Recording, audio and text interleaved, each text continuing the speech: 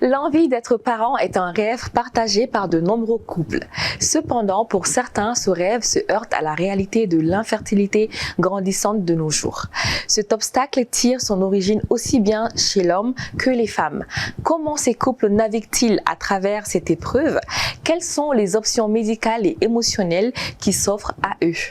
Un sujet sensible et important à explorer aujourd'hui dans ce tout nouveau numéro de la saison 5 de votre émission télé favorite, La Ronde des Femmes. Moussa Okablo, maintenant sur TMA, la télé qui vous allume.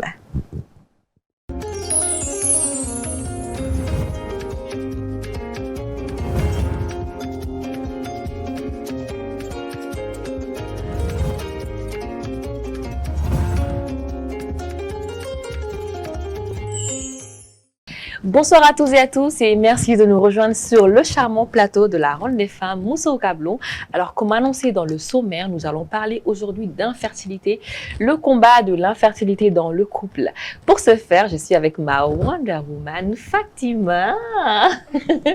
Comment vas-tu, Julie? Calme-moi. Ça va et tout? Comment tu vas? Ça va, Dieu merci. Et forme.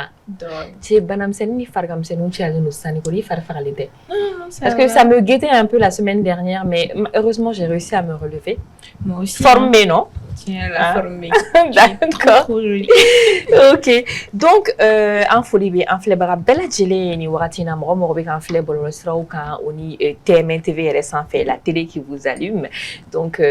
au bisimla, nous ka blum kene kon nana ko ka be muso kun kan o ko de be o kuma de be fo ni kene san fait wala sa ka muso akli dele wala sa ka solution sur un problème na akara furu kon na akara société kon na ambe ya o de kama juma o juma on ni en devenu rombolo ni kene kele san fait aywa nous on content qu'on nous j'espère que vous aussi vous êtes assis confortablement devant vos écrans en train de nous suivre. Merci d'être là comme d'habitude. Nya fa chuo na amna kuma e desrobalia gelare kan e furuso konnana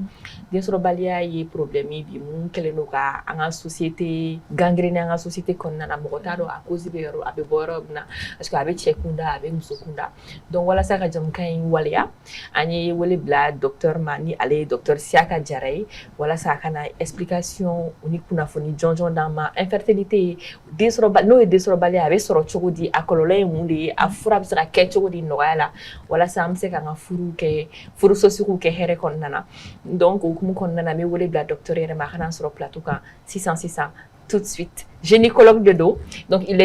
est gynécologue et obstétricien, j'espère que j'ai bien prononcé. Il est également le président du conseil régional de l'ordre des médecins de Bamako. Donc aujourd'hui, nous avons un expert, un grand monsieur qui sera avec nous. Donc merci de le recevoir avec nous sur le plateau.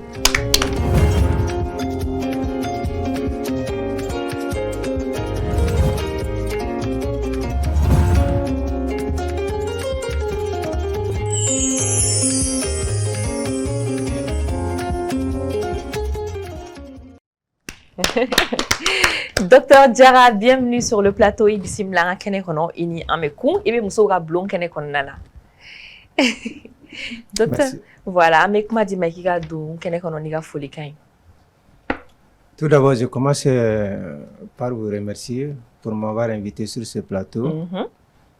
Je vous rappelle que nous sommes le docteur Diarra Siaka, gynécologue obstétricien.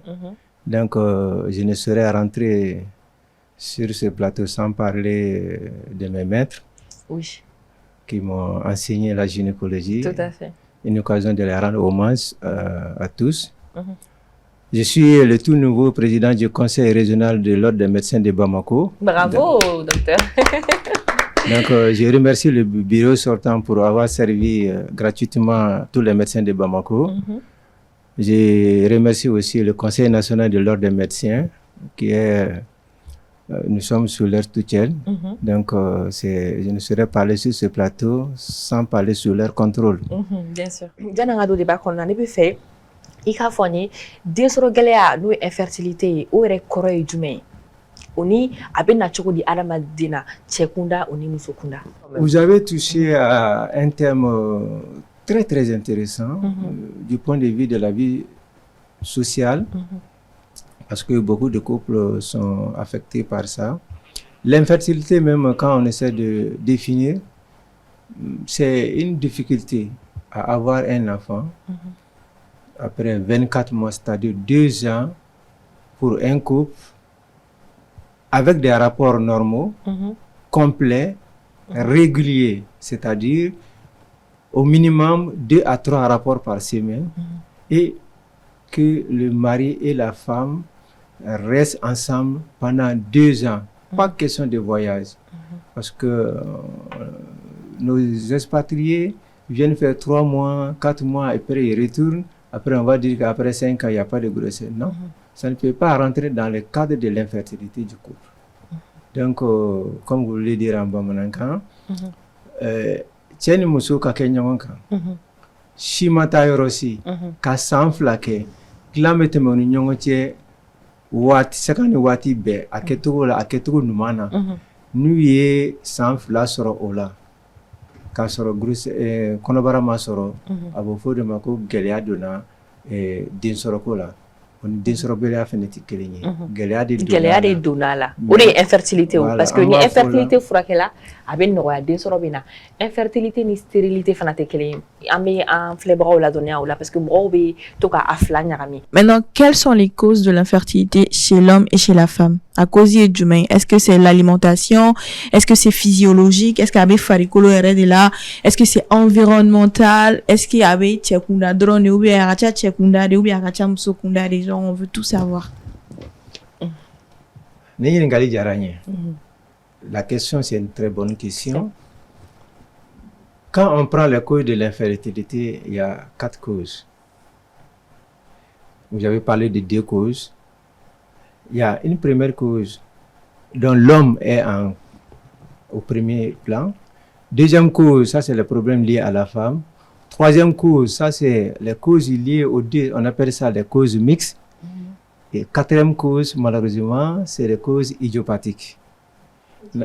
Idiopathique, ça veut dire que an yɛrɛ de kala o sababu ye a bɛ se ka kɛ dɔgɔtɔrɔ ye a bɛ se ka kɛ muso yɛrɛ o bila a yɛrɛ la cɛ a yɛrɛ fɛn ni fura dɔw ye k'o bila a yɛrɛ la donc adamaden ye min lase i yɛrɛ ma o de idiopathique c'est-à-dire en général c'est les médecins, les traitements des médecins qui peuvent causer ça. Donc voilà les 4 causes, les 4 classes de causes. Quand on prend l'homme, contrairement à ce que nous faisons ici au Mali, c'est la femme, on chasse la femme pour aller à l'hôpital, croyant que c'est la femme qui est la cause de la stérilité. Bien sûr, le plus souvent.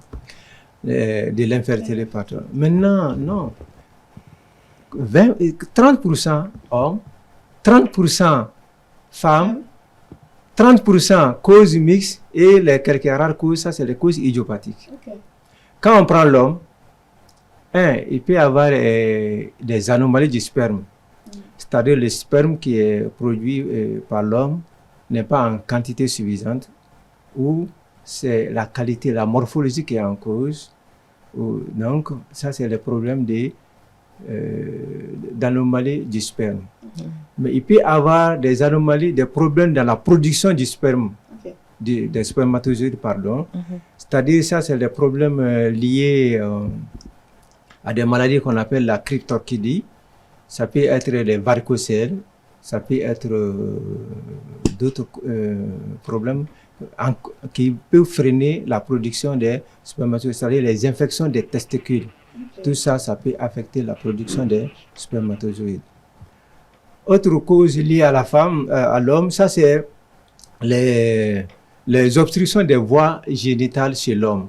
C'est-à-dire pour des infections, les voies génitales peuvent être obstruées chez l'homme, ou bien on peut faire une chirurgie chez l'homme qui peut obstruer les voies de production, les voies d'acheminement des spermatozoïdes. Il y a des maladies chroniques, le diabète, l'hypertension artérielle, et il y a des causes hormonales, c'est-à-dire l'homme a des problèmes endocriniens et ça peut affecter, donc on a l'hypogonadisme qui est là, ça c'est un problème hormonal, il peut y avoir une hyperthyroïdie ou une hyperproduction de la prolatine, donc on appelle ça hyperprolatinémie. D'accord. Quand on va au niveau de la femme, les causes sont d'ordre... La première des causes, ça c'est le problème ovulatoire, c'est-à-dire la femme faire des troubles du cycle. On appelle ça les causes anovulatoires. Peut-être la femme peut voir 2 fois les règles dans le mois. Ou bien la femme voit chaque 2 mois les règles. Donc quand vous avez ça, ça donne des problèmes d'ovulation. On appelle ça les problèmes anovulatoires. Il y a aussi ce qu'on appelle le syndrome des ovaires polykystiques. Donc qui peut être une cause d'infertilité.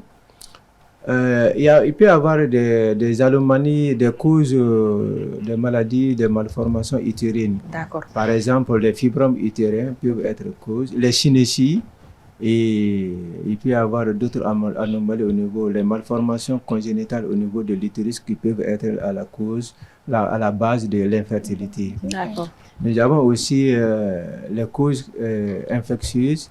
Nous avons aussi les causes d'obstruction tubaire. Quand les trompes sont bouchées, comme beaucoup de personnes connaissent ça, quand les trompes sont bouchées, la femme, c'est très difficile dans ces conditions Maintenant, il y a aussi les causes hormonales chez la femme, tout comme chez l'homme, mais aussi il y a des causes d'infection, les infections qui peuvent être à la base de l'infertilité. D'accord, docteur. Donc, merci beaucoup, docteur, pour ces éclaircissements. Docteur, qu'est-ce que vous avez docteur, est-ce que il pourra bien forcer ça est-ce qu'il sait qu'à foigner à franiron à bakuru bala à foigner babananga franam c'est qu'à famille chumna d'accord nya fla droga sura maja ama fo kumun be se ka to muso ka dingo be se ka geleya a folo chere no bala a se ka ke chere la waji mena la waji ni choko mai la waji ma dafa nataka dogo la waji fenena la wakise mun mena ale konona na o la wakise fene o lutoko mai flana mi la wajibe boli la wakise be boyoro mina no yi dugumala yi olu fene banado soro ou bien problème do bola ou bien la wakise be boli sira mi fe pour que ka bo la waji fe o fene be se ka o be se ka gire ina fo muso fene ka trompe be se ka boucher to comme la muso ka fankise be boli sira mi fe kana digulo no ko kono nani la wakise be nyongo kumbe no sira gire na yoro ni sirate o se ka ko yi bana kise do be kuru do be fale muso ka dingolo no ko fene kan o se ka ba na ma fo ma ko fibrom a se ka ke fene muso ka dingolo no ko kere fla be ko noro nyogona donc no noro nyoga din sote ke ni din sote te me da sira fene be giri o fene ani bana kise mun be ke muso la fene o da ko do mais am se ka fo chebe muso be a fene be a fla be be no nyona a se ka ke fene anye fura do ta ou bien do fura do dama ka ke sababu ka fen do se amma min be se ka denko gele donc iko de mako les causes idiomatiques c'est ça idiopathique excusez-moi donc bakuru bala docteur Boragada do et munu be se ka ke den soro geleya sababu a bora ka da do la sa mais iko cause idiopathique iko ko mo o de causier o de sababu adama de yɛrɛ sababu mun lase yɛrɛ ma ina fɔ i bɛ se ka misali kɛrɛnkɛrɛnnen d'a ma o yɔrɔ la walasa an filɛbagaw ka se ka u tanga kosɛbɛ olu fɛn ninnu ma. Cause idiopathique ye min ye o ye en général an b'a fɔ an dɔgɔtɔrɔ yɛrɛ de kɛra sababu jugu ye ka o kɛ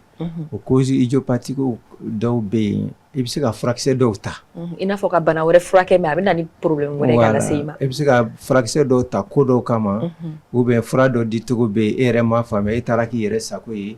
olu bɛ se ka kɛ kɔlɔlɔ ye ma mais an bɛ se ka kɛ anw fana ka opération dɔ sen fɛ sababu dɔ bɛ se ka na bana dɔ y'i minɛ i opérela kɔnɔna na mais bana gɛlɛya kama se kɛra trompe ma ou bien voilà olu n'a ɲɔgɔnnaw bɛ yen est-ce que yalima olu ka ca ko ninnu man ca idiopathique ninnu man ca o de kama an y'a fɔ ko olu bɛ yen a tɔ muruburuninw bɛ kɛrɛfɛ olu bɛ se ka den o la mais olu man ca kosɛbɛ olu kɔni ye tɔɔrɔ ye mɔgɔ yɛrɛ ma tɔɔrɔ min laɲini a bɛ se ka mɔgɔ sɔrɔ ka bala i yɛrɛ la dɔgɔtɔrɔ ka laɲini tɛ banabaatɔ fana ka laɲini tɛ ala k'an bɛɛ kisi olu ma. Par exemple, est-ce que idiopathique est-ce que cigarette mi bɛ se ka na ni infertilité est-ce que bɛ se ka na ni drogue ɲɛnɛminimafɛn ninnu bɛ se ka na ni o ye ani ka bonya kojugu obésité an b'a fɔ min ma awɔ an k'a fɔ ko ɲɛnɛminimafɛnw yalima olu bɛ se ka na ni o problème ye wa ou bien Doumini? Effectivement, j'ai oublié de les citer. Sinon, il y a 2 autres causes que je n'ai pas touchées. Ça, c'est l'âge. Âge, ok. 600. Muso ni 600 temena sambi savanduru kakase sambi nanima. Fankise mbe bonama fo le mako ovile. Ovile kise obe dogoya ila. Ou qualité be dogoya. Mais au fin quantité fene be dogoya. C'est la même chose chez l'homme. Chef fene fi ni 600 hagaya do soro. Laba jimbe bo, laba jibota be dogoya. Mais laba kise mu fene be bo ala ul tienta o kacha. O de kama chokoroba chaman be nu e den soro o dum do be ke la to e mogote ajati mine. Ama fo mako trisomie 21 o de kacha o lula. Ba soro dum be problème chromosomique ou bena. Donc c'est pour ça que j'ai dit qu'il y a des causes hormonales. Et en français, c'est des causes liées à l'âge. Avec l'âge, il y a une baisse de la qualité, mais de la quantité de la production, non seulement des spermatozoïdes chez l'homme, mais des ovules chez la femme. Les maladies chroniques, je l'ai déjà cité, mais notre mode de vie, le tabac, l'alcool, la drogue, les produits chimiques, tout ça, c'est des causes d'infertilité chez l'homme et chez la femme. Malheureusement, il y a des femmes qui sont fumeuses, mais elles ne le savent pas. On appelle ça les fumeuses passives. C'est-à-dire, il y a quelqu'un qui fume la cigarette dans la famille, elle est fumeuse passive, ou bien son mari fume, même si souvent on chasse le mari pour aller fumer dehors, mais dès qu'elle fume, la personne fume dans l'enceinte de la famille, tout le monde peut avoir sa part dedans. Donc ça, c'est les fumeurs passifs. Malheureusement, ça existe. Merci. Donc, on va y aller à Foko, cigarette, c'est que dinko gele la se aramadema chef faram soka ko sebe a chama de be chama ere le no la ama observé là on a des erreurs de parcours, je vais dire, côté femme et côté homme. Est-ce que l'avortement, par exemple, peut être source d'infertilité ou de stérilité? Par exemple, les jeunes filles, excusez-moi de mes propos, les jeunes femmes qui pratiquent l'avortement. Bon. Est-ce que ça peut être une des causes? Merci, ça, je voulais pas toucher à cette question. Ça, c'est les nerfs de la guerre. Wow. Ça fait partie des causes idiopathiques. Je n'ai pas voulu toucher ça directement. On parle de tout ce qui concerne les femmes. Ni malheureusement, do ba fo be ta konontien. Konontien tugu kacha. A tugu kacha ndo tro kunda abe ubu dogo kake. Avec condition na infection be fem chama mbala. O infection nko fait trompe be se ka boucher. O infection nko fait dingolo nugo so be se ka guérir. On appelle ça chinésie. Il y a aussi malheureusement do be hali dogo konona au niveau du vagin, il peut y avoir des blessures. Au niveau du col, on peut traumatiser le col va se boucher aussi. Donc ça, c'est des bouchons au niveau du col, donc il n'y a pas de passage. Donc le col va se boucher. Oui, il y a des obstructions au niveau cervical qu'on appelle la synétie utérine, synétie du col aussi. La synétie peut concerner non seulement l'utérus, mais ça peut concerner seulement le col. Il y a aussi un balmamuso do be obeta fura do mine muso roba do bolo be fura bola do bolo obe o fenen do nyefela la o fenen bi se ka ke kololo e ka ke bana muso ya astucieux olu astucieux bala mais ado be ke kono chen fenen kama kono chen kama ni min ni sera ka kisi ado la do nimbe to la do nimbe se ka kisi mais obe wule ni bana ye o te se ka glan ke ka nyane dimita la o se ka no o ya renma e mais do be dem so be gere den so be gere o be fen chaman kala quoi voilà kisi docteur c'est ça ala kambe kisi ni ko numa docteur ça e kuma mun fo sanga fo na fo den so ka gere wal ma trompe ka boucher muso ipse ko do ire la chukudi wal ma fo ikatara la jare docteur sola est-ce que symptôme do be ka donc a problème be soro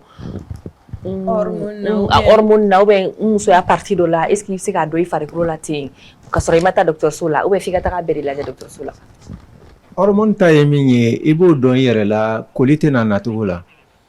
hormone ta de ka caya kolite na natugola soit koline natani koli se ka clinique ire ba ye traci joli fitinin bɛ na mais i t'a tɔ ye tuguni wali koli bɛ se ka na siɲɛ 2 kalo la wali koli bɛ se ka kalo 2 kalo 3 kɛ a bɛ na après a bɛ tila ka tigɛ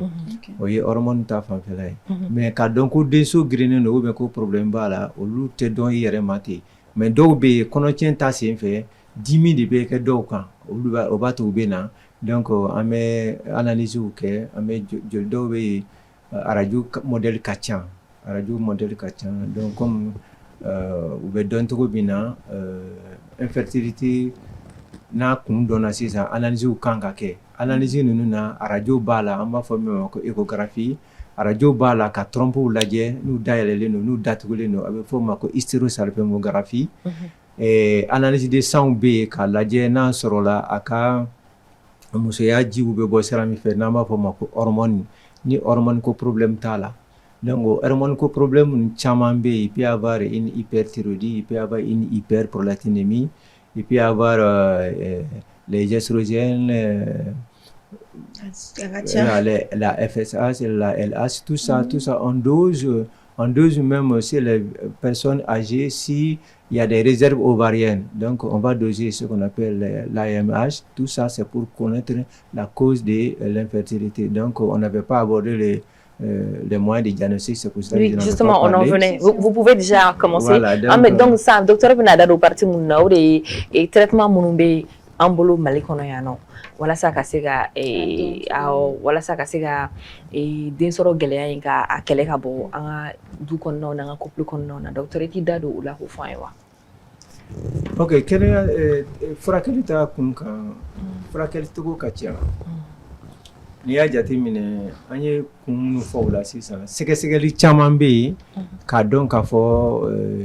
nin de y'a kun ye ni a kun dɔnna ka ban furakɛli bɛ nɔgɔya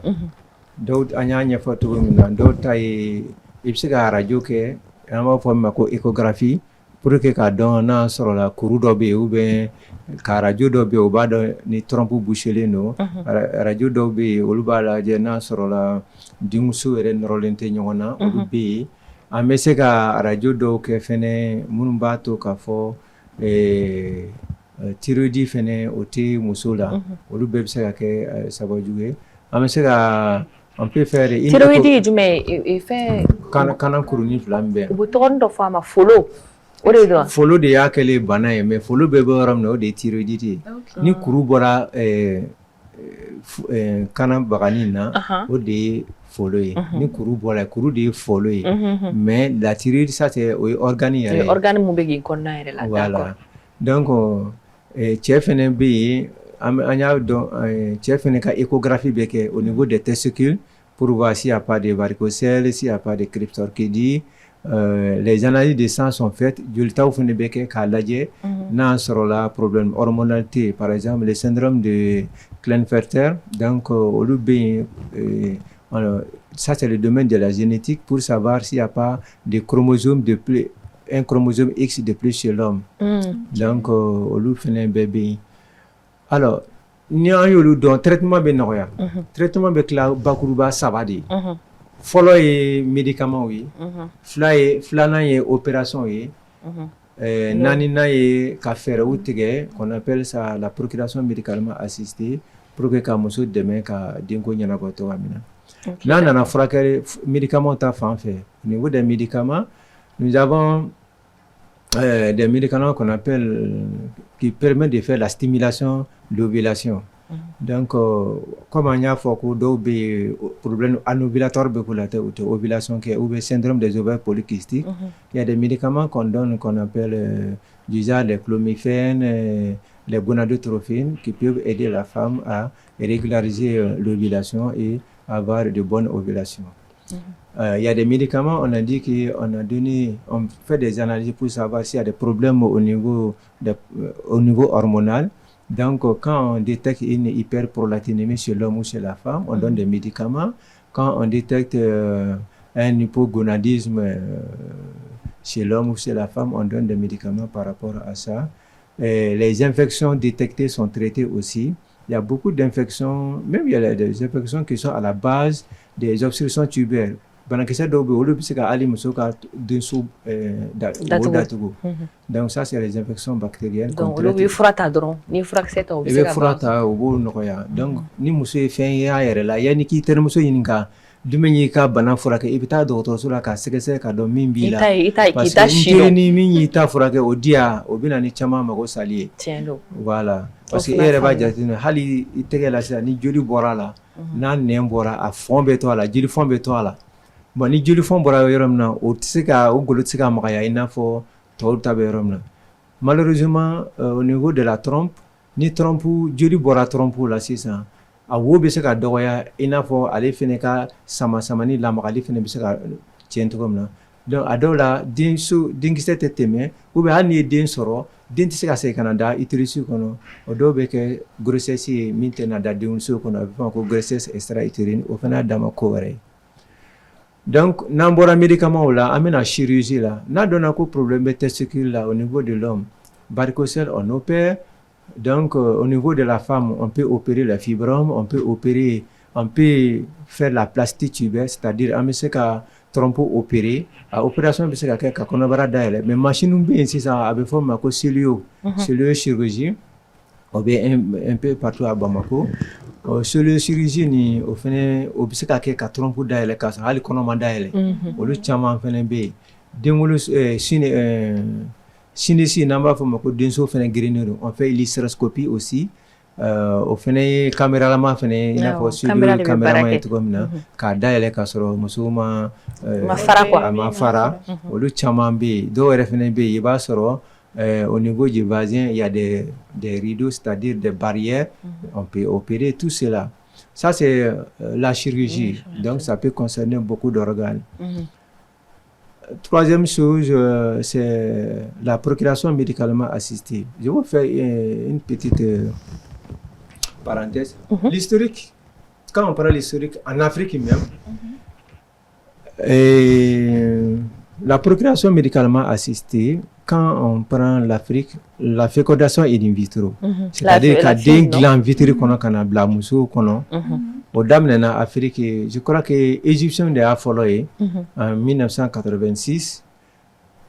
Sénégalais y'a daminɛ en 1992. Malien y'a daminɛ en 2004. Mais les premiers bébés issus de la fécondation in vitro, ça a commencé, le premier bébé malien est de 2010. 2010, ah bon? 2010, donc une occasion de rendre hommage à nos vaillants gynécologues qui se battent corps et âme malgré les difficultés. Ils ont commencé très difficilement. Actuellement, on a beaucoup de moyens. Et je profite de l'occasion pour lancer un appel à la population. Au lieu de payer les billets d'avion, au lieu de payer les hôtels très chers, au lieu de payer les séjours, au lieu de payer les séjours très durs à l'étranger, nous avons tout ce qu'il faut ici. Tout ce qu'il faut. Et ce que vous allez dépenser à l'étranger, c'est à peu près divisé par 3 que vous allez dépenser au Mali. Et vous avez le même résultat. Le taux d'échec est à peu près le même. Même si tu vas en Europe, le taux d'échec n'est pas moins de 25%. Or, beaucoup de personnes se découragent lorsqu'il y a des échecs. L'échec fait partie de la procuration médicalement assistée. Et ça, nous avons à peu près 4 centres de procuration médicalement assistée, dont une structure qui est publique. Donc, le premier bébé issu d'une structure publique au Mali, ça c'est l'hôpital du Mali. Le premier bébé date de janvier 2024. Et lors de l'intervention, moi j'étais dans la salle. Une occasion de remercier toute l'équipe de l'hôpital du Mali, tous les éléments du bloc, les chirurgiens, les anesthésiques, les aides de bloc, les techniciens de surface. Tout le monde a contribué à ça et je crois que ça a été publié à la chaîne nationale.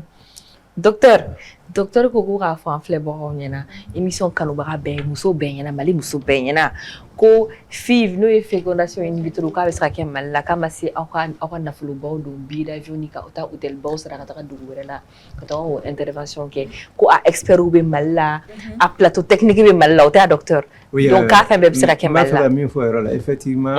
o kuma ye tiɲɛ ye.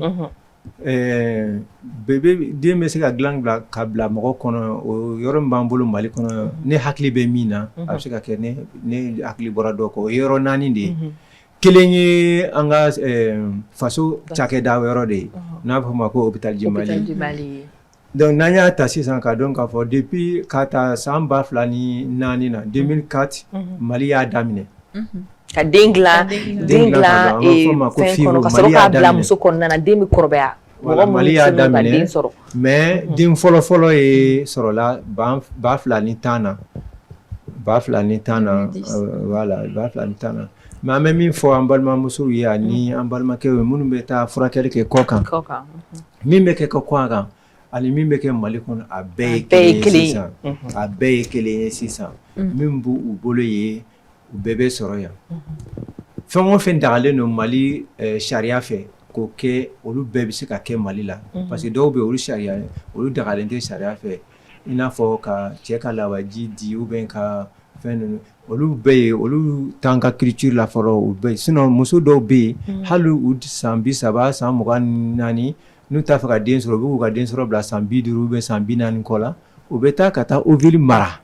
on appelle don d'ovule pour conserver denkisɛ fana bɛ mara muso yɛrɛ n'i yɛrɛ y'a dɔn k'i si bɛ ka avancer k'i bɛ fɛ ka furu de ka den sɔrɔ i tɛ fɛ ka den sɔrɔ ten kɛnɛmana na i bɛ se ka tigi i denkisɛ ka taga mara k'a bila sumaya la kɔni o la a bɛ mara n'i bɛ fɛ ka den sɔrɔ wagati o wagati i bɛ den sɔrɔ o bɛ kɛ diɲɛ kɔnɔ a mɛnna mais ko sisan k'a bɛ kɛ Mali fana la docteur i m'a fɔ ten yan a bɛ kɛ Mali la an bɛ min fɔ an balimamuso ye k'a fɔ ko siɲɛ 1 ma ɲɛ hali n'i taara kɔfɛ fɛnɛ a dɔw la siɲɛ 1 tɛ ɲɛ f'i ka kɛ siɲɛ caman dɔw ta bɛ yen siɲɛ 1 bɛ ɲɛ f'u bɛ 2 yɛrɛ sɔrɔ dɔw bɛ yen siɲɛ 1 tɛ ɲɛ siɲɛ 2 tɛ ɲɛ siɲɛ 3 bɛ se ka ɲɛ mais n'i ka dɔgɔtɔrɔ k'i ma k'a fɔ an ka segin a kan parce que i ye kelen kɛ dɔgɔtɔrɔ in bolo kun min y'a to a ma ɲɛ ale b'o dɔn a ma se ka taa yɔrɔ wɛrɛ i b'a ɲininka dɔgɔtɔrɔ bɛ yen bɛɛ ka bila la n'i bɛ fɛ ka kunnafoni ɲini a ɲininkali kɛ i b'i jaabi n ye n ka wari bɔ n mago ma ɲɛ hali n'i taara kɔ kan par exemple n'i ye le centre ba min bɛ yen min yɛrɛ ka bon kosɛbɛ Europe o ye Barcelone centre ye olu fɛ yen min tɛ ɲɛ kɛmɛ sara la i b'a sɔrɔ min tɛ ɲɛ a ka ca ni 25 ye olu yɛrɛ y'a soba ye donc a tɛ ɲɛ minnu bolo parce que dɔgɔtɔrɔ yɛrɛ dɔw b'an fɛ yan olu bɛ décourager ka bɔ a fɛn ninnu na parce que mɔgɔw b'a fɔ k'a wari ka ca mais k'a tɛ ɲɛ a bɛ dépend kun min na e tɛ ka den sɔrɔ a bɛ se ka kɛ e ka denso man ɲi ou bien préparation man ɲi ou bien e yɛrɛ ka sokɔnɔna vie bɛ togoya min na ou bien e yɛrɛ ka baarakɛcogo bɛ togoya min na a bɛ se ka kɛ i yɛrɛ bɛ degun min na so kɔnɔ ninnu bɛ se ka kɛ sababu ye ka denko nin tiɲɛ donc an b'an ka dɔgɔtɔrɔw fo o la kosɛbɛ parce que caman bɛ taa kasu da la k'a fɛn ninnu kɛ comme on est pris par le temps excusez-nous donc an tun bɛ fɛ i kun k'i ka conseil voilà ladilikan jɔnjɔn min b'i bolo k'a lase farafin maliyɛnw ma surtout den sɔrɔko gɛlɛya la o ni hali kɛnɛya yɛrɛ la en général i bɛ se k'o fɔ o ni kuma minnu b'i bolo ka ɲɛsin musow ma komi an bɛ musow ka bulon kɔnɔna na kɛrɛnkɛrɛnnenya la donc i b'o fana lase musow ma an bɛ émission partie 2 an bɛ n'o daminɛ sɔɔni ladilikan min bɛ yen k'a fɔ fɔlɔla la o ye k'a fɔ fɔlɔ o y'an balakaw ye buramuso kalo 6 san 1 u bɛ wuli ka fan bɛɛ kɛ mankan ye buramuso tɛ ka den sɔrɔ a bɛ ta a bɛ kɛ sababu ye ka gɛlɛya don du kɔnɔ ka gɛlɛya don cɛ ni muso cɛ dɔw yɛrɛ ka furu bɛ taa sa a ko la waati dɔw la i bɛ furakɛli kɛ cɛ bɛ furakɛ muso bɛ furakɛ i b'a sɔrɔ fɛn tɛ cɛ la fɛn tɛ muso la wa den tɛ sɔrɔ an bɛ masaya ka masaya segin a ma o yɔrɔ la dɔw yɛrɛ bɛ san 10 kɛ foyi t'u la san 10 kɔfɛ u bɛ den sɔrɔ i b'a goni min kɛ yɛrɛ muso yɛrɛ da la k'a fɔ den sɔrɔ o yɛrɛ stress yɛrɛ b'a to denko tɔ fana bɛ se ka gɛlɛya parce que stress yɛrɛ man ɲi adamaden hakili donc parce que a dɔw la cɛ bɛ commencer ka tigɛ a yɛrɛ la k'a fɔ est ce que ne yɛrɛ na se ka den sɔrɔ muso fana b'a fɔ a ko nin gɛlɛyara est ce que ne yɛrɛ n'a se ka kɛ muso ye min bɛ denwolomuso de ye ne ya don yɔrɔ bɛ cɛya bɔyɔrɔ bɛ cɛya bɛɛ k'i hakili sigi ni fɛn o fɛn b'i la se bɛ dɔgɔtɔrɔ ye bi hali ni u tɛ se ka min furakɛ k'a dɔn k'a fɔ i ka fɛn kun ye nin ye u b'i ci yɔrɔ la minnu bɛ se k'a kɛ nɔgɔya la n'i taara hôpital public la nɔgɔya da bɛ yen n'i taara dɔgɔtɔrɔsobaw la clinique privé ninnu na a bɛ se ka kɛ yɔrɔ min na nɔgɔya daw bɛ yen mais a tɛ taa kun minnu sɛgɛsɛgɛli minnu ni baara minnu kɔ olu kɔni bere bɛ da i kun bɛɛ b'o sara mais a ka nɔgɔn ni siɲɛ 10,000 ni kɔkan tagali ye parce que i b'i ka so yan fɛn bɛɛ bɛ yen parce que hali n'i taara i bɛ tila ka don avion kɔnɔ ka na e tɛna se ka kalo 9 bɛɛ kɛ yen e bɛ tila ka segin ka na yan dɔw yɛrɛ bɛ na u bɛ na hali ni mɔgɔ magal'u la siɲɛ kelen ni a kɔnɔ commencera ka tiɲɛ u b'a fɔ k'a fɔ dɔgɔtɔrɔ minnu bɛ yan u tɛ foyi dɔn parce que suivi de kan ka kɛ ala de bɛ fɛn dɔn ala de b'a dɔn kun min na a taara ni muso kɔnɔma bɛ dɔgɔtɔrɔ bolo e bɛ to taa ni ka segin la mais dɔgɔtɔrɔ bɛ hakili bɛ to la ale hakili tɛ sigi abada fɔ kalo 9 nin ka dafa e k'i ka doni jigin donc an yɛrɛ ka problème ba bɛɛ ye min ye n'i ye fɛn yɛrɛ la ni san 1 dafara parce que comme n y'a fɔ définition na sisan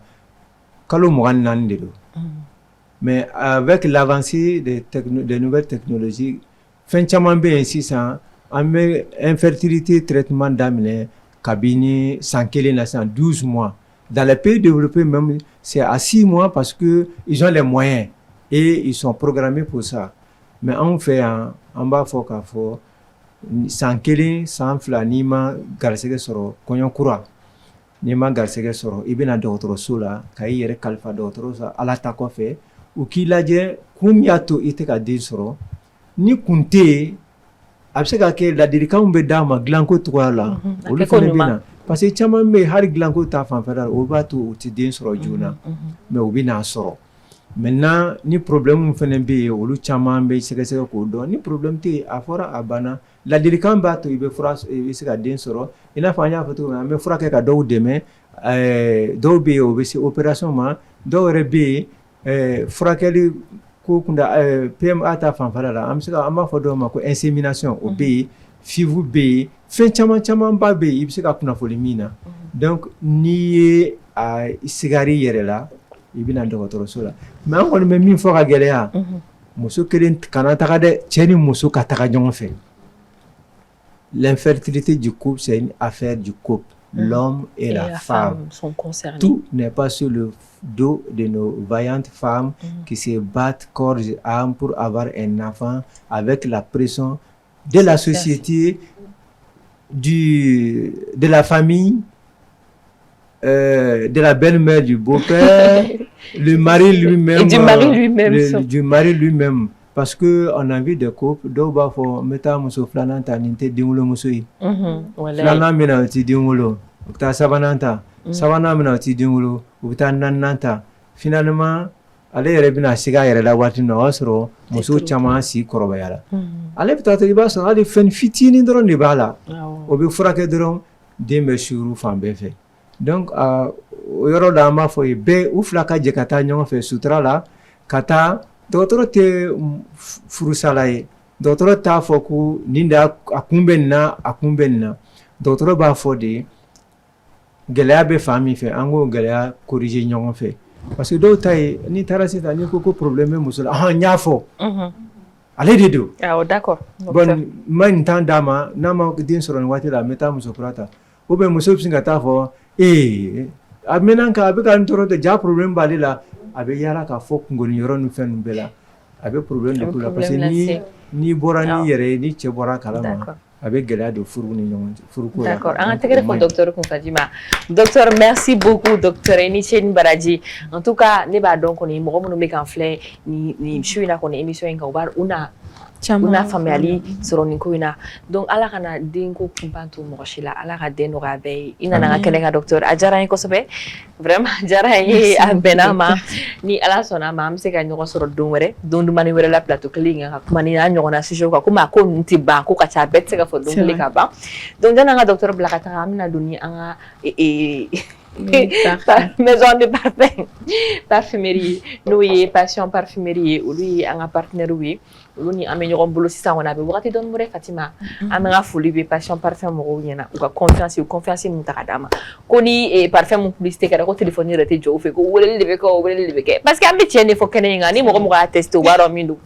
Donc docteur i yɛrɛ y'a ye kɔni ni musow kɔni farala ɲɔgɔn kan kɛnɛ mun kɔni kan kɔni beauté ni charme bɛ n ka kɔrɔ o tɛ Fatima an parlen don an bɛ pari an bɛ kumakan dumanw fɔ wa an suma fana ka di parce que ni yɛrɛ donna an ka studio yɛrɛ kɔnɔna na i b'a dɔn k'a fɔ k'i donna musow faso la musow ka so musow ka bulon kɔnɔ i b'a dɔn parce que i bɛ suma duman dɔrɔn de mɛn parce que an bɛ parfum fiyɛ an ka tapiw la an b'a fiyɛ an ka fauteuil la an b'a fiyɛ an ka kungorodonnaw na parce que parfum suguya ka ca parfum d'ambiance bɛ yen nɔ fresh air bɛ yen nɔ parfum bɛ fiyɛ i yɛrɛ la o bɛ dɔn in tɔgɔ birimu bɛ yen nɔ a suguya ka ca nin bɛɛ de bɛ sɔrɔ Passion Parfumerie mɔgɔw fɛ yen nɔ nin ye parfum suguya wɛrɛw ye an bolo tuma dɔ la collection bɛ k'u bolo marque de luxe bɛ k'u bolo nin ye marque wɛrɛw ye ninnu kuma deli ka na plateau kan Fatima i tɛ n dɛmɛ a ko la an ka taa fɛ joona donc nin ye fɛn Bois Montaigne. Bois Montaigne ou Béano. Je pense que ça c'est une grande marque. Je connais pas spécialement, mais Gris Montaigne. Voilà. Gris Montaigne. Ok. Gris Montaigne, mais c'est ça. C'est ça, c'est la marque. C'est Gris Montaigne, mais le parfum c'est Bois Montaigne. Ou les Lafli en fait. Et ça c'est London. Bon. London, ça c'est Gris Montaigne. Et ça c'est 212 Men Sex. Ça aussi on connaît. 212 Sexy Men Sexy. Au Fanabé, non. Vous connaissez ma série de famille à consommer. Ted Lapuduci. Baron Boudon. Ok, donc les flower bomb. Ni beres makadi, a beres makadi Fatima. On a qu'à tester ensemble.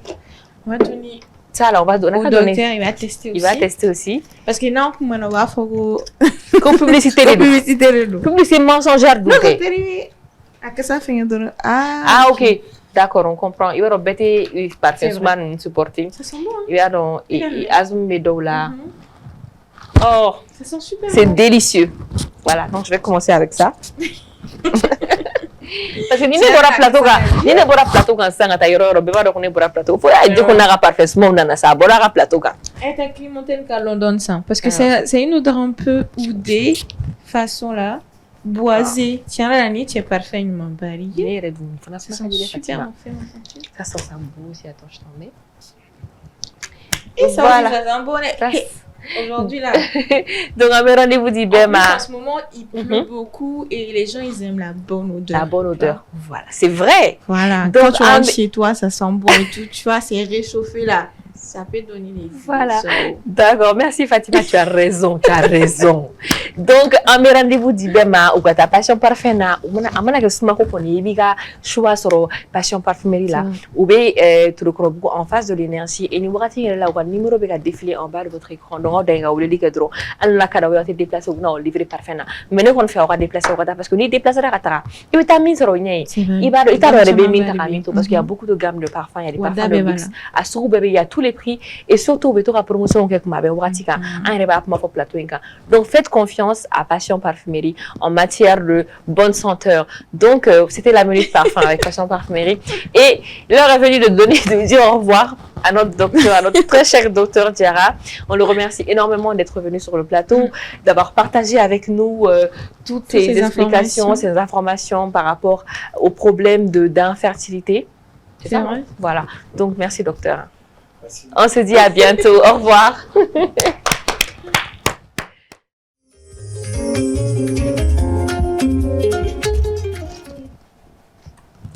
Chers téléspectateurs, merci de nous retrouver dans la partie 2 de votre émission favorite, La Ronde des Femmes, Mousso Kablon. Alors, comme sujet, ce soir, nous avons le combat de l'infertilité. Fatima, n'est-ce pas? Donc, nous étions avec le docteur Diarra sur le premier plateau. Donc, Annie Ali Barouchama, qui est lui, il est médecin. En tant que professionnel, il a donné des techniques, tout ça pour se protéger et comment guérir l'infertilité.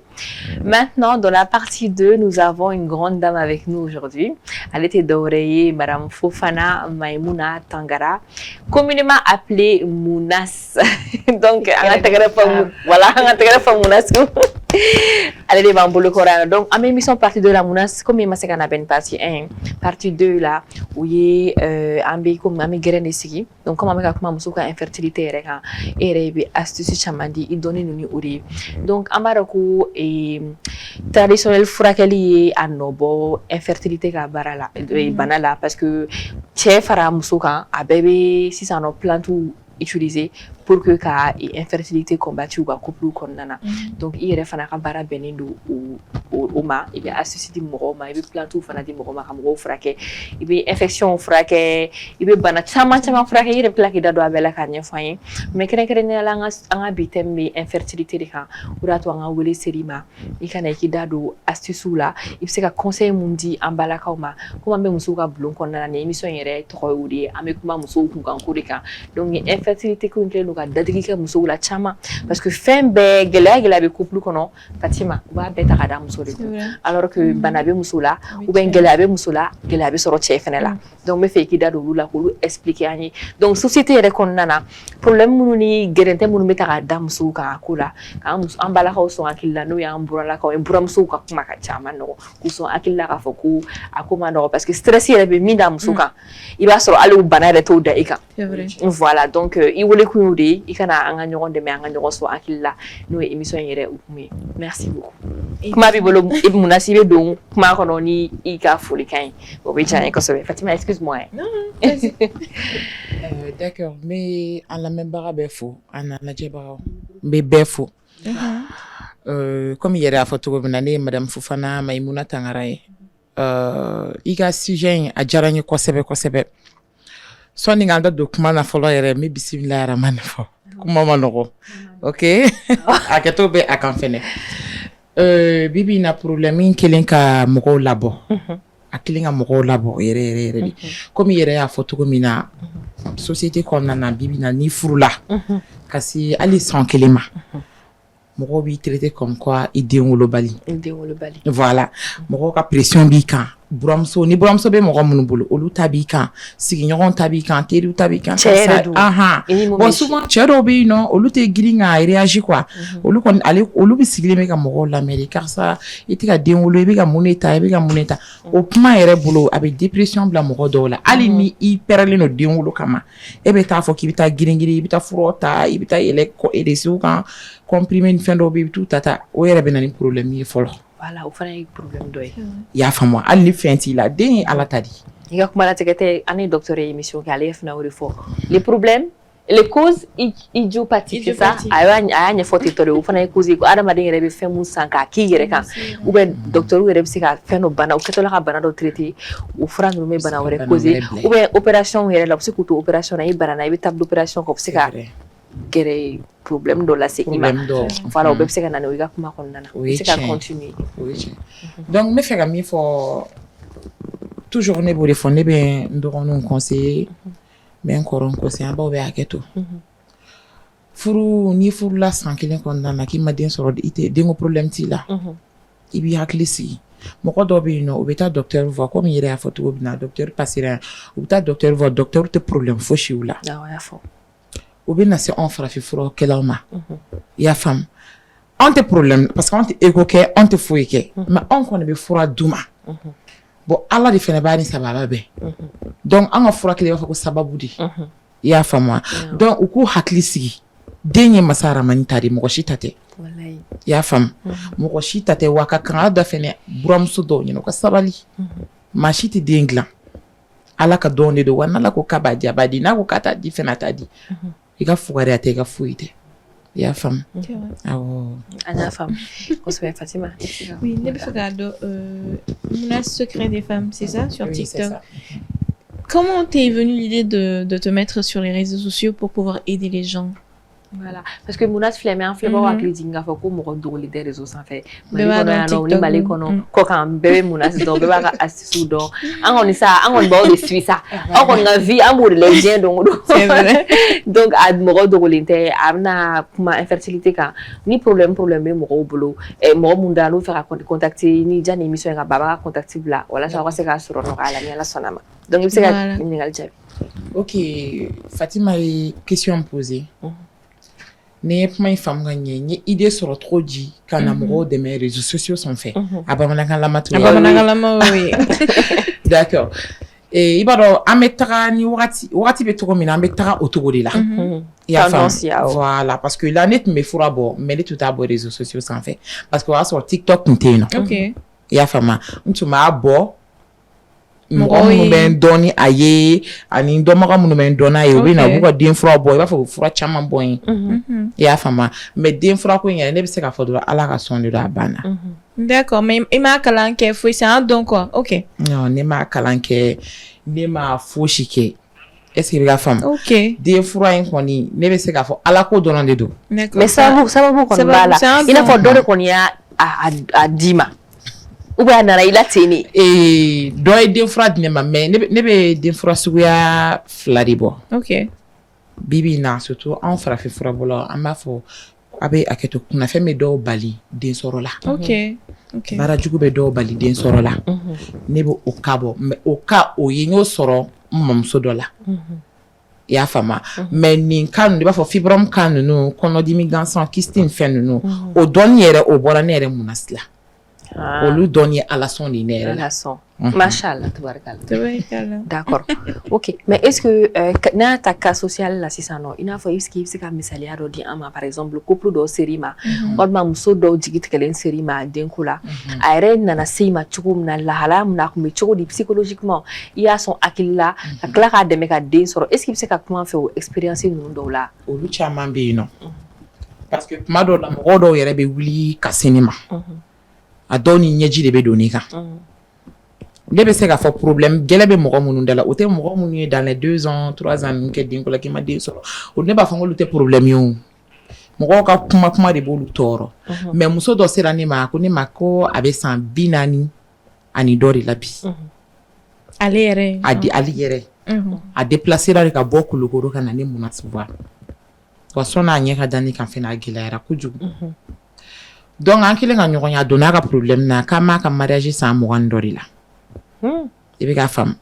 a ma deli ka kɔnɔ ta kuma tɛ k'a tiɲɛ wa k'a fɔ ko wari t'a bolo fɛnɛ k'a cɛ ma a bila ka taa yɔrɔ la cɛ y'a bila ka taa dugu ni dugu la ka taa traitement kɛ dugu ni dugu dɛ ka taa traitement kɛ mais a ma ɲɛnabɔ donni min a bɛ se ne ma ne ka boutique la ne kɔni k'a ma ne tɛ Ala ye ne tɛ nabi ɲuman ye ne tɛ kira ye ne ye Ala ka jɔn de ye i y'a faamu mɔgɔw ka sababu bɛ bɔ ni na de donc an bɛ Ala subahana wa taala de n'a ka hɛrɛ bɛ ne Munas bolo Ala k'a ka sababu bɔ a la fura ye fɛn dɔ de fɛnɛ farafin fura ye fɛn dɔ de k'a ma ɲɛ e ma kalo kelen k'i b'a bila o fɛn tɛ ne b'o fɔ n ka client bɛɛ ye n'i ye fura ta farafin fura ni tubabu fura tɛ se ka kɛ kelen ye ale traitement ka suma de dɔɔni mais ale tɛ baara dɔ kɛ ka dɔ to a b'a bɛɛ de kɛ ɲɔgɔn fɛ n ko i bɛ se ka traitement d'enfant ta an bɛ jɛ ka Ala deli ɲɔgɔn fɛ Ala k'a k'i ka hɛrɛ Ala k'a k'i ka sababu ye n'i ka hɛrɛ bɛ denko la Ala k'a da i sen ka hɛrɛ la a témoignage bɛ n ka compte kɔnɔ don n'a ye n wele sɔgɔma hali ma wuli a ko nin y'ale bɔtɔ de ye ale filɛ dɔgɔtɔrɔso da de la a ye test kɛ mais a ma da la mun na a taara dɔgɔtɔrɔso de la ka écho kɛ k'a lajɛ walahi Ala a kɔnɔman don walahi Ala. O ɲɛna an ka tɛgɛrɛ fo la parce que o jigi tugura de o ɲɛna yɛrɛ de kosɛbɛ donc an bɛna n'an bɛ taa an bɛ se an bɛna micro trottoir lancer donc dɔgɔkun an ka rubrique dɔ bɛ yen n'o tɔgɔ ko micro trottoir an bɛ don an ka sigidaw la an bɛ ka thème mun discuter an bɛ don ka thème ta ka a tɛngu olu fana la olu fana k'u ka avis di an ka o plateau kan o fana bɛ an fana sɔn hakili la ça peut nous créer des thèmes de débat. Il va sur un partie de groupe, c'est que vous partie évoquée. Donc, micro-trottoir thème est accepteriez-vous de rester marié sachant que votre conjoint ne peut pas avoir d'enfant? Yalma, il est son kato, furula, furmuniba, donc, il furugnon, agara, il furumso, mais furuke, et 4 secondes sur, et son kato là, en a déjà un micro-trottoir là, en fait.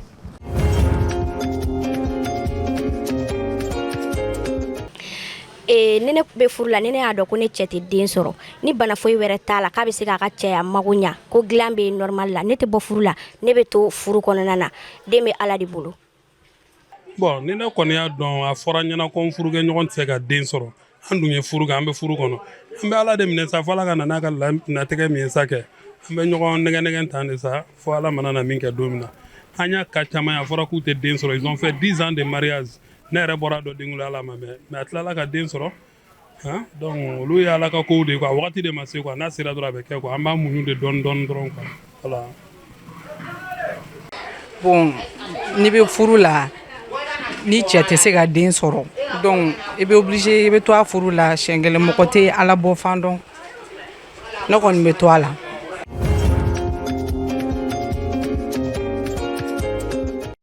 Bravo.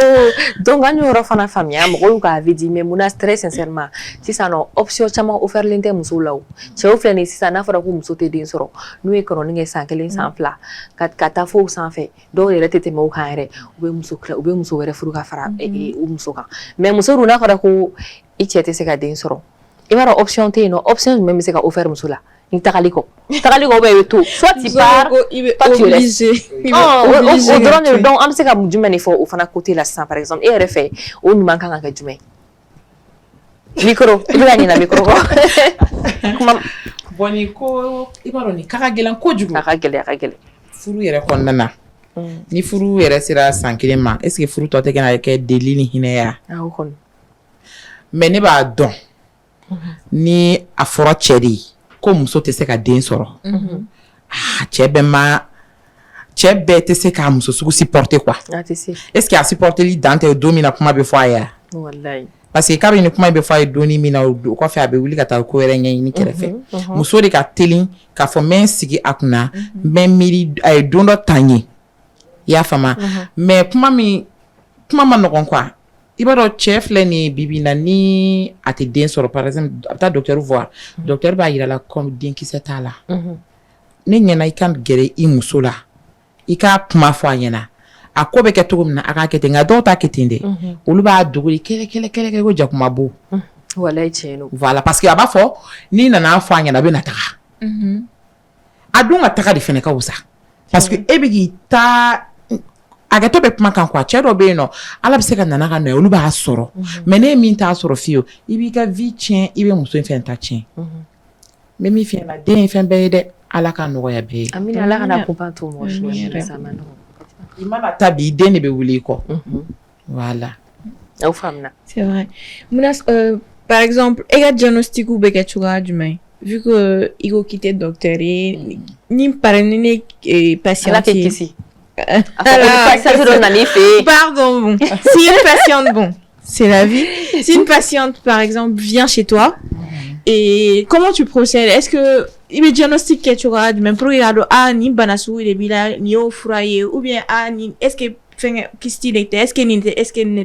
que comment dans la il va faut que tiens là ni fura tenir boulot même il blague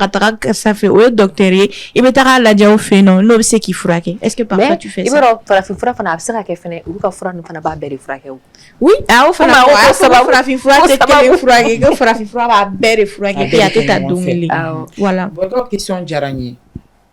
genre i ka ɲininkali la diagnostic on dirait consultation bon ne bɛ tile mun de fɔ ne tɛ consultation micro gɛrɛ dɔɔni n tɛ consultation kɛ quoi mais ni cliente dɔ nana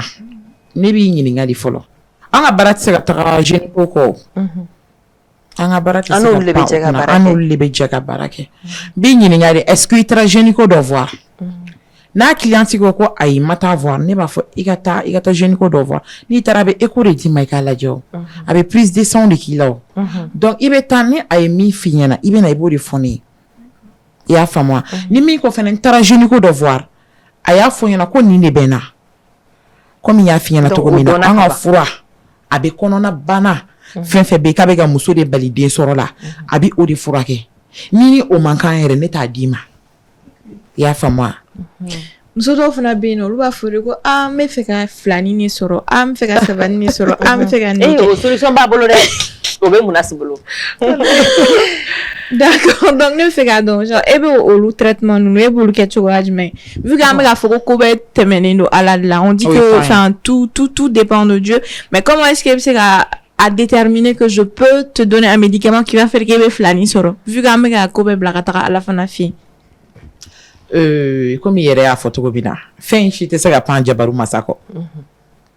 n bɛ filani traitement bɔ n tɛ filani traitement bɔ ni ala y'a ni mina de mina a bɛ kɛ d'accord i y'a faamu mɔgɔ dɔw bɛ weleli kɛ munna si den bɛ ne bolo dɛ mais a ka di ne ye ne ka filani de sɔrɔ n bɛna kuma i ma fɛnɛ filani ko ye bonda ko de ne bɛ tilen k'o de fɔ si filani ko mɔgɔ n'i ye filani sɔrɔ par hasard o ye ala ka sɔn ye n'o tɛ ni filani b'i kabila la i buruju la i b'i da k'i bila i kunkolo la i fɛnɛ bɛ se k'a sɔrɔ i y'a faamu bon ne ka traitement in fɛnɛ a bɛ denkisɛ a bɛ fertilité bonya muso la de i bɛ k'a faamu wa Tu comprends très bien, non? Voilà, donc c'est parce que moi, je bien, allez, salut, témoignage, benekuna. Au lieu de saban, sera qu'on et tout. Au lieu, à Mousso des États-Unis. Il compte pas donc qui aux États-Unis, car ça n'est qu'un Mali, on a connu. Ah, non. Voilà, donc, aïe, faut ça. Comment nous savons na magique pour la côté ah bana d'accord on fana famna et mon aspect fait ina yorom na saudi par exemple ça en société qu'on a la comme ya fo chumna madame nela et muso de be kon be kololota abida muso clinique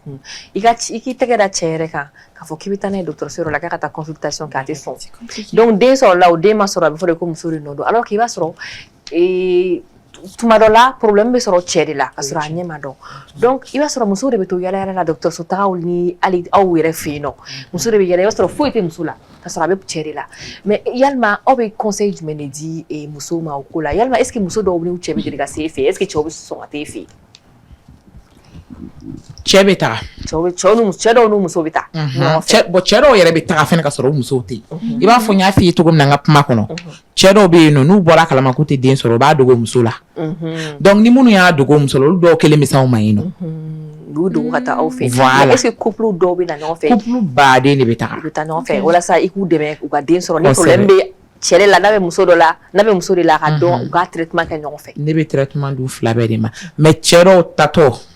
voilà nkabo yoro ma problème kata banane do ye kata banane chero bouger to ede u ba do problème bula parce que lui yeret lui ka ntar ba o ga est-ce que orgueil te wad mais parce que ma tellement photo na OK bien sûr tama u jamani no u falen u yela ni ko kan ata fura ba o teta roshi o te son ala te jinga chi de mo shida hono ya abi sababu de yireila togo dola igo sira sui ni muso do ya fu chen ko karsa kunye karsa TikTok sa ibon dalen TikTok ko mai o teta mo dun te sababu bot fanlo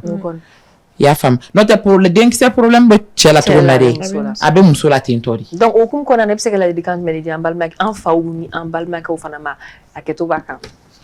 bon la dikant menebolo o la honi furuke be ka bla ikungolo la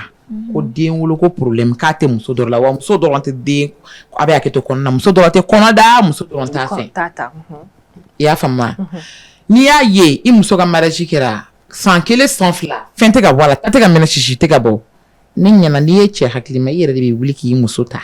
ka tegeta obe se ka ta yoro mi no ko ta yino aka ta nyini bibi na technologie boyana kwa donc je ni ko be ano ambedi kama ya fama chebe se ka ta o be ta ka analyse ke muso be se ka ta o be ta ka analyse ke ni yere i furu muso ta tege maka wallahi ni muso fle ni muso akli ahina ka bo hina be muso dusu kuna ko jugo e ga muso ta tege maka ta ko muso kilinga faka be janfa o mano ne mais ni muso ya kibi ka keni vont ni fondi habito no ni yere ka ereta d'accord alors fra famille donc jana nga tanya fe ami ko la si un sponsor na partenaire ma Fatima we hotea am so ngani na uluko ma émission da mena émission re bi nga ba so ni ate mere am se gani na ande me bo na un du gros tout de bauko donc émission mu milay fa be no ron les familles afro ko émission milay espace ko na Fatima re afore même sur la lune hein même sur la lune astronaute ne wolo ko fi aller brasser le ko du ko émission milay espace ko na lune sans fait nouvelle lune sans fait 600 nuits de retour la ronde donc un faut bien un partenaire nous Passion Parfumerie oni le groupe Sokoma nous Kadiga produit oni le thé Alkaba on le émission du Koromato on le kama émission Karabi émission favorite émission Mandi Malikonna émission Bilaidien Pantanan Belangelina donc alors boljuna ko sincère ko Passion Parfumerie ni ko muso ya ko ni e munas muso ya secret de suma duma ine Passion Parfumerie mo ka ko de ko ni muso ko ni ko sma mandi sma jugo no ko luka dabla ko to kula donc muso be sma de kan aja surtout samia ina samina ay to ko sma mon ka ko so ko na ka parfait d'intérieur ka ta tapi no ka rido aka parfumer ka finu parfumer ko wele parfumer au secret ou Passion Parfumerie là vous to ko bu en face de l'énergie nous tamena ka boyno muso ya guno do tobli duma me ketchudi ni épice duma yi épices duman o bɛ sɔrɔ kadi produit la a bɛɛ de bɛ yen a mayonnaise bɛ a beurre bɛ a tulu bɛ a cube bɛ a moutarde bɛ a sugu bɛɛ de bɛ yen donc n'i bɛ fɛ ka tobili ka dafa kɔni i bɛ kadi produit gan bɛɛ de san ka bila i kɛrɛfɛ walasa i ka nanw ka ja i ka tobiliw ka ja i ma ka ja i ka so burannaw la i ma ka ja papa chéri o tɛ a mun se donc n'i ye tobili duman kɛ ka di papa chéri ma o ni burannakaw ma i bɛ te kalaman te alikaba kalaman ni ka infuser i bɛ nana ye dɔɔni k'a la poudre de girofle k'a la dilancogo suguyaw ka ca secret b'a la i b'o infuser dɔrɔn k'o di u ka min dumuni kan u bɛ dumuni jigin cogo ja wa u bɛ kɔnɔkɔnɔna banaw ulcère ni fɛn a b'olu bɛɛ lajɛlen kɛlɛ o t'i minɛ o bɛ kɛ forme na gɛjɛgɛjɛ o y'o fana ye o tɛ Fatima i fana ka dɔ fara a kan d'accord donc voilà o de tun ka fɔ aw ye donc an tun bɛ fɛ an ni Mounass ka mɛn ɲɔgɔn kan an ka se ka don secret de famille kɔnɔ ka approfondir kosɛbɛ mais malheureusement an bɛ baara mun na an bɛ wagati de bolo wagati sera mais a bɛ se ka kɛ don wɛrɛ siɲɛ wɛrɛ a tɛ ne yɛrɛ an bɛ wele wɛrɛ bila Mounass ma Mounass n'a ye wele bila machine wɛrɛ i bɛna yɔrɔ a tɛ kɛ problème ye yɔrɔ voilà parce que Mounass e yɛrɛ de ko ka di anw ye an bɛ fɛ kan kɛrɛfɛ kuma bɛɛ de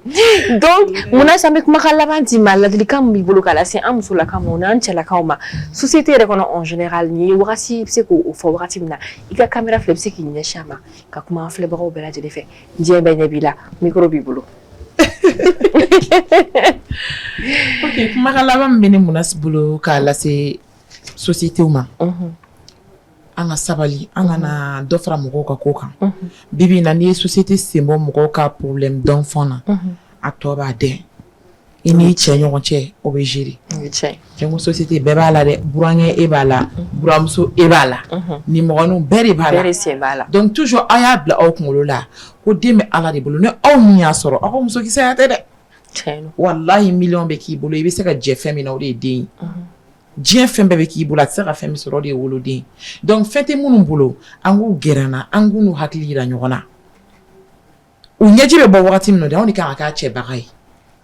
an man ka fɔ n'i m'a ta de a bɛ dɔ far'i kan dɛ n'i ma nin kɛ ta de ou bien cɛ ma n'i ma a ɲɛɲini dɛ a bɛ taa k'i to dɛ an k'u la sensibiliser an k'u gɛrɛ an na denko kimi ma nɔgɔn dɛ Ala k'a nɔgɔya kuma de bɛ ne bolo walahi amina yarabi Ala k'a nɔgɔya merci beaucoup Mounass i nali diyara an ye an ka foli bɛ halisa docteur Jara ye a ka jaabiliw la a fana ye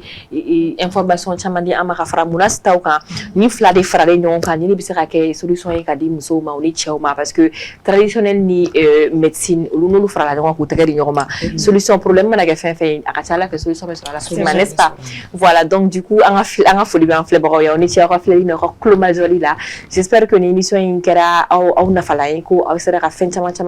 tɔmɔ a la ka faamuyali sɔrɔ a la donc aw ni ne an bɛ jɛ ka rendez-vous di ɲɔgɔn ma semaine wɛrɛ ani Fatima Zoli kɔni semaine wɛrɛ ni plateau kelen kan n'o ye musow ka bulon ye vraiment merci beaucoup et à la semaine prochaine au revoir.